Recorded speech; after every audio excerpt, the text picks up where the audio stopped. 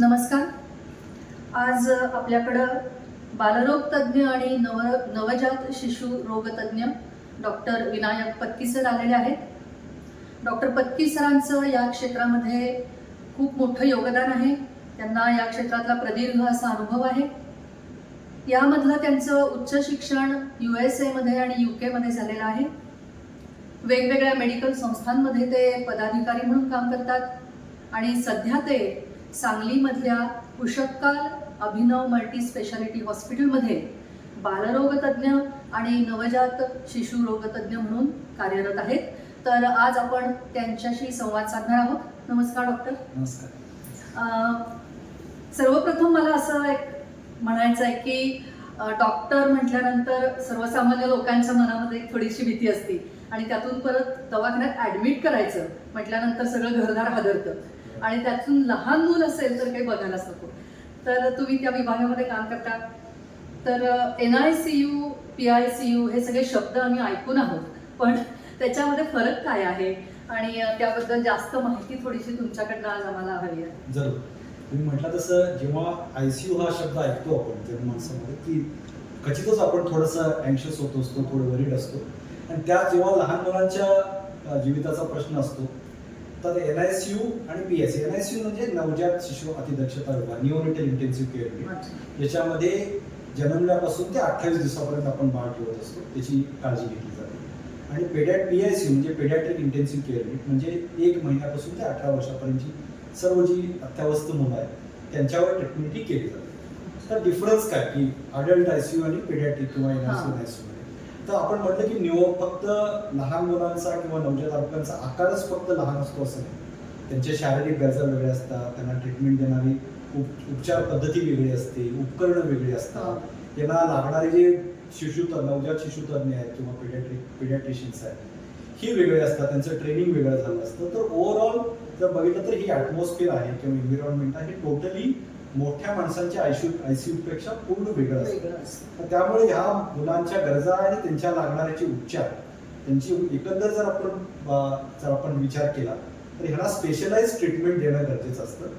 त्यामुळे एरवेज की NICU PICU बद्दल आपण तुमच्या पुढच्या याच्यामध्ये मी उत्तर देईन ना, ह्या गोष्टी टोटली वेगळ्या आहेत. सगळ्यात महत्वाचं म्हणजे असं वाटतं मला की मुलांना सांगता येत नाही मला काय होतंय, त्यामुळं त्यांच्याकडे बघूनच त्यांच्यावरती उपचार करणं हे सगळ्यात महत्त्वाचं. त्यांना आई आणि वडील जी स्पेसिफिकली आई जी आपल्याला त्यांच्या रोगाच्या लक्षणाबद्दल सांगते, त्यांच्याबद्दल माहिती देते आणि मुलांच्या मध्ये आढळून येणारी आम्ही जी तपासणीमध्ये लक्षणं आहेत या आधारे आपण ठरवतो. आणि प्रेझेन्स ऑफ मदर हा एक फार मोठा किंवा प्रेझेन्स ऑफ रिलेटिव्ह त्यांच्या नातेवाईकांनी बाळाच्या जवळ असणं त्यांच्या भावनिक त्यातून बाहेर पडण्यासाठी हा पण एक महत्त्वाचा फरक आहे अडल्ट आणि पीडियाट्रिक. म्हणजे मुलांना आई वडिलांची जास्त गरज असते अशा वेळेला जास्तच. पण मग जी मुलं थोडी लवकर जन्माला येतात म्हणजे आम्ही त्याला प्रीमॅच्युअर असं सर्वसामान्य माणसं म्हणतात, तर त्यांना पण NICU मध्येच ऍडमिट करून घेतात का त्याच्यात काही बदल? त्याला NICU मध्ये ऍडमिट करण्यासाठी काही गरजा असतात, काही गोष्टी आम्ही विचारात घेत असतो. एकतर म्हणजे एकदम कमी दिवसाची मुलं म्हणजे जी 36 आठवडे आपण 40 आठवडे भरले म्हणजे मला लोकांना 9 महिने तर आपण पूर्ण दिवस जर तर त्याच्या अगोदर म्हणजे 36 आठवड्याच्या अगोदर जी काही मुलं जन्मतात त्याला मी प्रीटर्म डिलिव्हरी म्हणतो. मग ते 6व्या महिन्यात 7व्या महिन्यात 8व्या महिन्यात जन्मतात. त्यांचं वजन कमी आहे किंवा त्यांचे दिवस भरलेले आहेत पण बाळाची पोटातली वाढ कमी आहे, त्यांना आम्ही IUGR देतो, ग्रोथ रिटार्डेड त्यांची ही पण ची गरज असू शकते, त्यांना NICU ची गरज असू शकते. जी मुलं जन्मल्या काही कारणामुळे रडत नाही, की जी मुलं काही वेळा आईच्या पोटात असताना शी करतात, की ज्या मुलांना काही दोष आहे किंवा ट्विन प्रेग्नन्सी असते, प्रेशियस प्रेग्नन्सी असते, अशी बरीच कारणं असतात की जी स्त्रीरोग तज्ञ तुम्हाला म्हणजे पालकांना सांगतात अगोदर की या बाळांना नवजात शिशु म्हणजे NICU ची गरज लागणार आहे. अशा सर्व बाळांचे उपचार आपण NICU मध्ये करतो. म्हणजे स्त्री रोग तज्ञ विभाग आणि NICU जिथे एकत्र आहे अशा ठिकाणी जर का त्या बाईची डिलिव्हरी झाली तर ते मला वाटतं एकदम बरोबर. त्यामुळेच आम्ही मदर युजली या मोठ्या सगळ्या हॉस्पिटलमध्ये आणि स्पेसिफिकली उशकाल हॉस्पिटलमध्ये मला सांगायला आनंद वाटतो की मदर अँड चाइल्ड ब्लॉक हा सेपरेट ब्लॉक आहे. जवळजवळ 33,000 स्क्वेअर फीटचा ब्लॉक आहे जिथं ICU आहे, NICU आहे, PICU आहे, मदरची डिलिव्हरी रूम आहे, सिझरिंग सेक्शनची सोय आहे. हे सगळ्या गोष्टी एका छताखाली एका फ्लोअरला आहेत ज्यामुळं बाळ जरी ऍडमिट झालं त्या मातेचं तरी त्या कुटुंबाची किंवा त्याची फरफट होत नाही.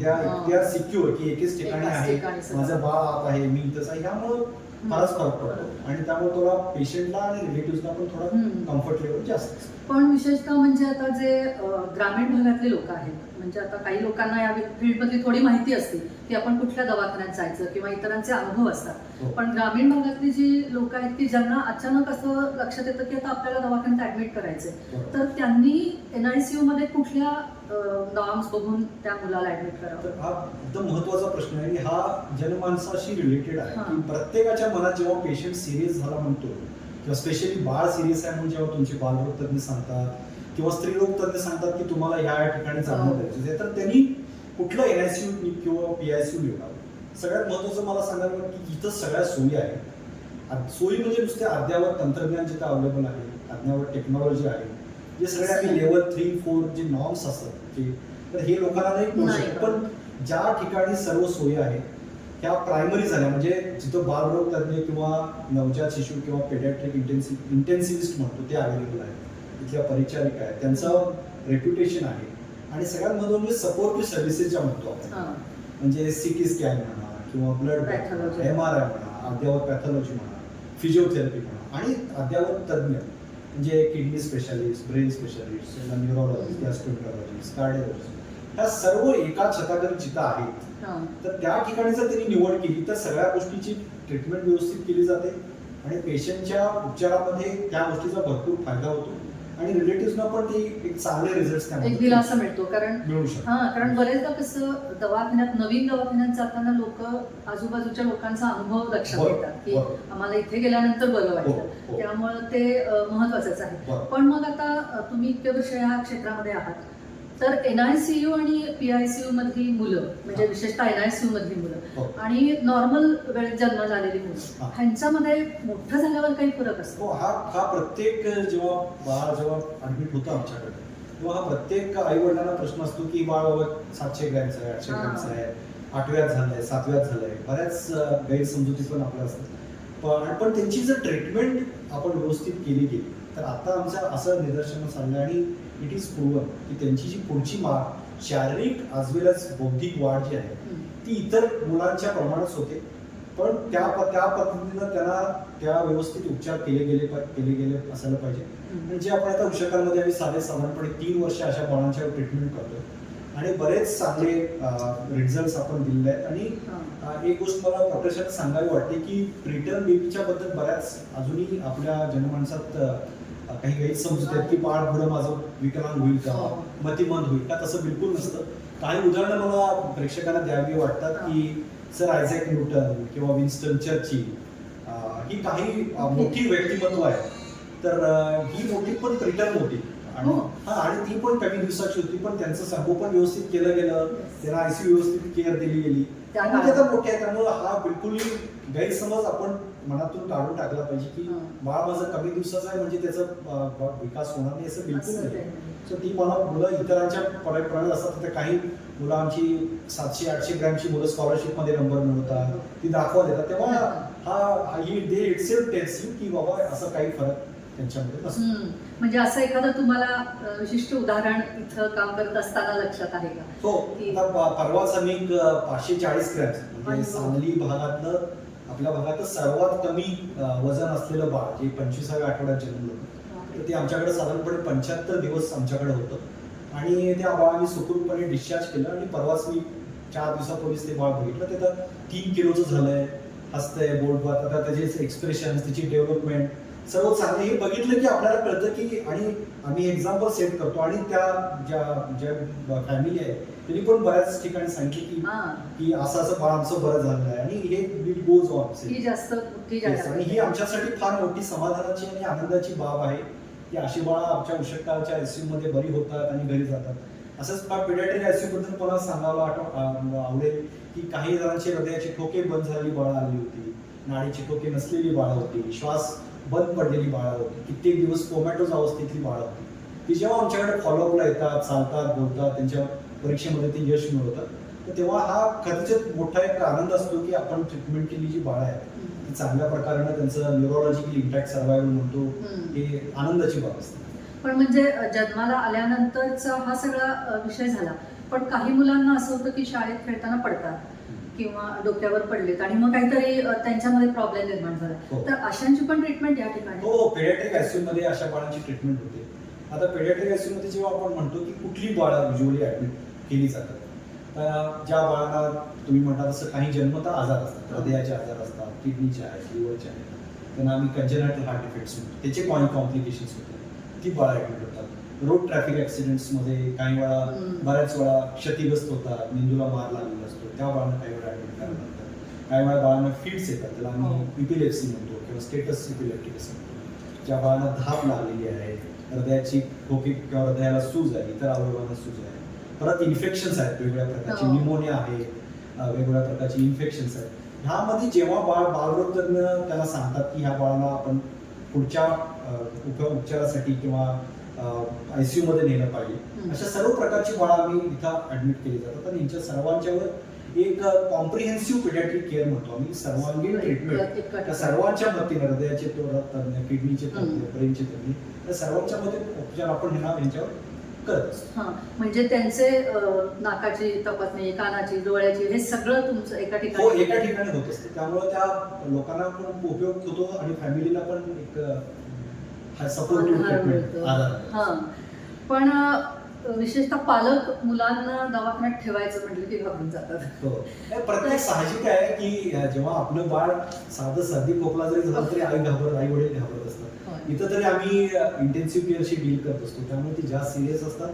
त्यामुळे त्यांच्या मनात शंका येणं, त्यांची ॲप्रिहेन्शन, अँझायटी ही अगदी क्रमप्राप्त आहे, त्यात काय. पण त्याचबद्दल मला त्यांना सांगावंसं वाटतं की दोन गोष्टी महत्त्वाच्या असतात की आपल्याला आपल्या बाळावर जे उपचार चालले ते क्वालिटी ऑफ केअर जे होतात का नाही, हे पण तेवढंच महत्त्वाचं असतं. आणि दुसरा भाग हा नॅचरली येतो, तो खर्च.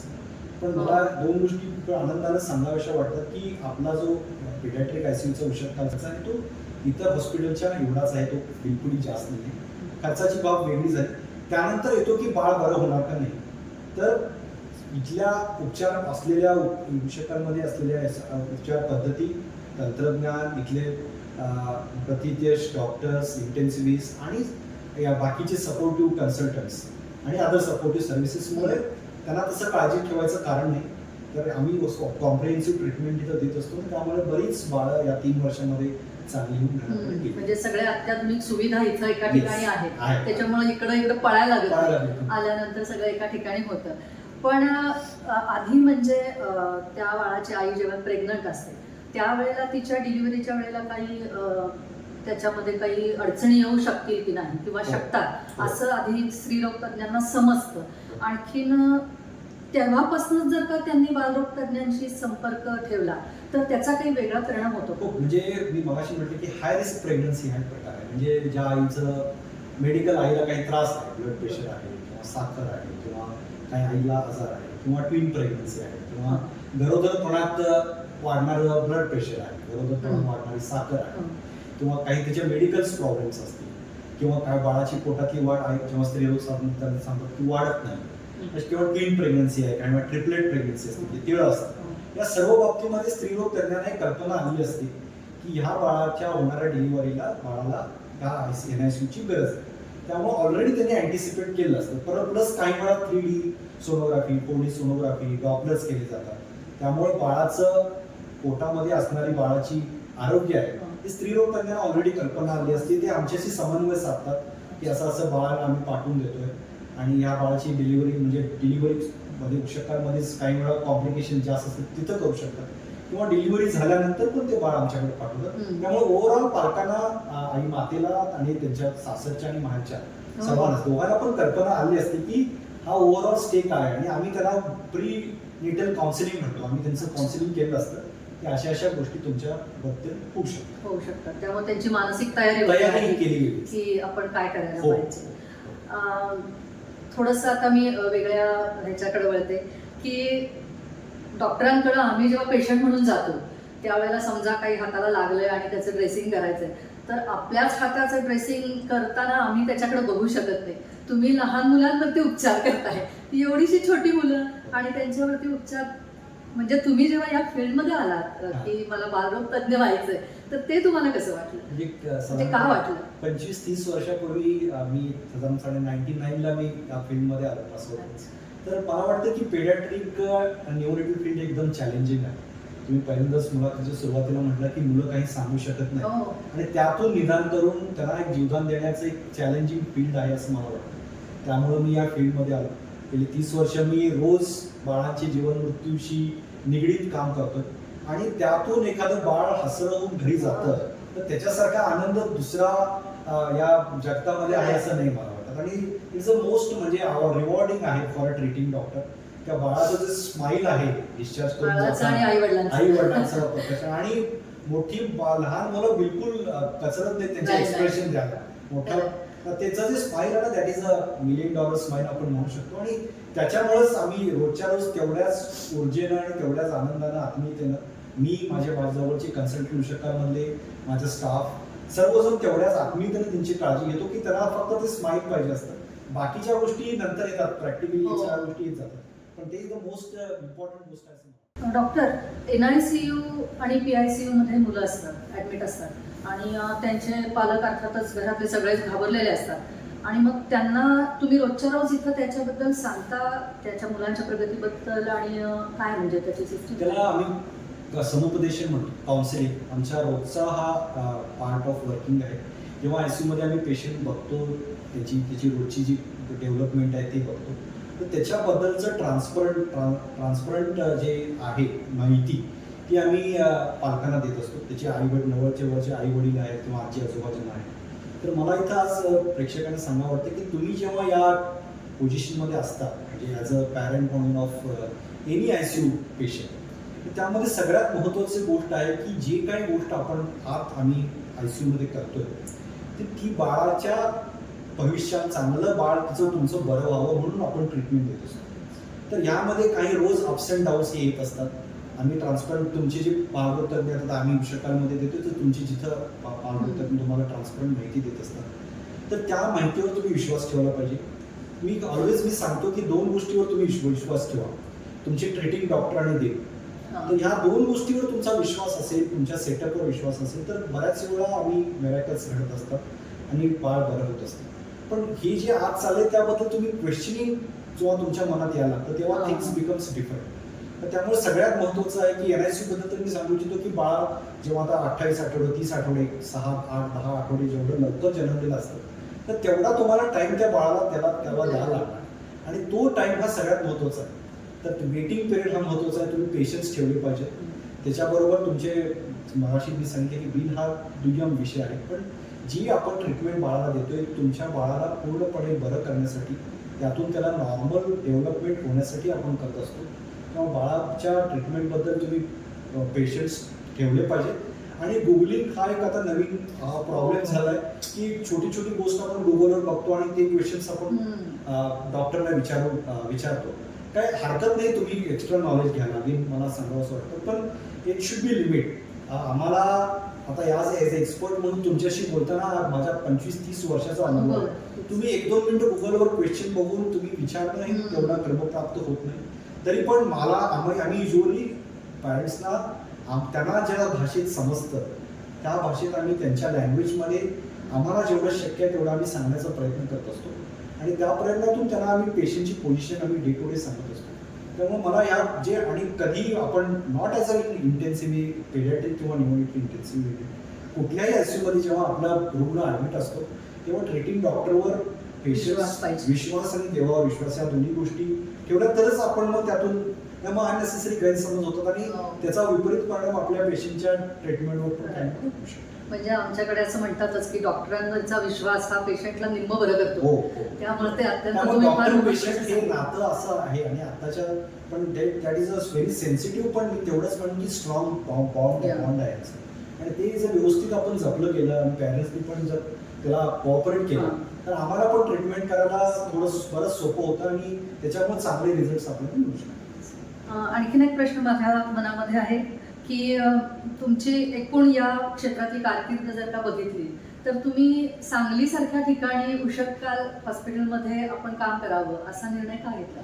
उशेकालच्या बद्दल मला आनंदाने सांगावं वाटतं की अशा प्रकारचा सेटअप आय थिंक वेस्टर्न महाराष्ट्रामध्ये आणि जवळपासच्या नॉर्थ कर्नाटकमध्ये पण असा युनिक सेटअप आहे. एवढी कॉम्प्रिहेन्सिव्ह केअर देणारा सेटअप मी आता बऱ्याच कॉर्पोरेट हॉस्पिटल्सना व्हिजिट केले आहेत, I gone abroad and seen, पण असं सेटअप मी बघितलेलं आहे. त्यामुळे या सेटअपमध्ये काम करून मुलांना जीवदान देवता येऊ शकतं. तर ह्याच्यासाठी मी एक छोटीसं मला एक किस्सा सांगेन की आय थिंक 1.5 वर्षापूर्वी माझ्याकडे एक मुलगी आली होती, थिंक फ्रॉम दापोली समवेअर, आणि तिला झटके येत होते, अनकॉन्शियस होती, छोटं बाळ. छान 5-6 वर्षाची मुलगी होती, आणि तिला बऱ्याच हॉस्पिटल्समधून बिकॉज ऑफ देअर लिमिटेशन्स आणि ते तेवढी कॉम्प्रिहेन्सिव्ह केअर ते देऊ शकत नव्हते, त्यामुळं ते आमच्याकडं त्याला पाठवलं गेलं. तर ती एकदम अतिशय सिरियस होती, कंटिन्युअस झटके येत होते, बेशुद्ध अवस्था होती, आणि जवळजवळ बॉडीतले तिचे बरेच ऑर्गन्स म्हणजे हार्टला सूज होती, फुफ्साला सूज होती, ब्लड प्रेशर कमी होतं, बराच स्टेज ती कोमॅटोज होती, आणि जवळपास त्या पालकांनी अशी संकल्पना केली होती की आता माझं बाळ बहुतेक नाही वाचणार, पण एक प्रयत्न करून बघू, म्हणून ते इकडं घेऊन आले. इमर्जन्सीमध्ये आम्ही तिला रिवॉर्ड केलं, स्कॅन केले, इको केला. जवळजवळ ती मुलगी माझ्याकडे 2 आठवडे होती. ब्लड जवळजवळ सगळे ऑर्गन तिचे मल्टी ऑर्गन डिस्फंक्शन म्हणतो आम्ही त्याला, आणि तिला सपोर्टिव्ह मॅनेजमेंट दिली. यामध्ये सर्व माझ्या टीमचे इंटेन्सिव्हिस्ट होते, प्लस न्यूरोलॉजिस्ट, नेफ्रोलॉजिस्ट, कार्डिओलॉजिस्ट, आमची इथं मोठी टीम आहे. त्या सर्वांनी मिळून आम्ही तिच्यावर उपचार केले, आणि मला सांगायला आनंद वाटतो की ती पूर्ण शुद्धीवर आली, ती नॉर्मल झाली. इथून आम्ही तिला डिस्चार्ज केलं, आणि ती आता आमच्याकडे फॉलोअपला येते. आणि आता जर तुम्ही बघितलं तर तुम्ही तिला ओळखू नाही शकणार की हीच मुलगी काही दिवसापूर्वी मृतावस्थेच्या त्या ट्रॅकवर होती, आणि हे फक्त उशक्कालच्या सेटअपमुळं झालं असं मला सांगावं वाटतं. आणि अदरवाईज वी कुड not give her a life, second life.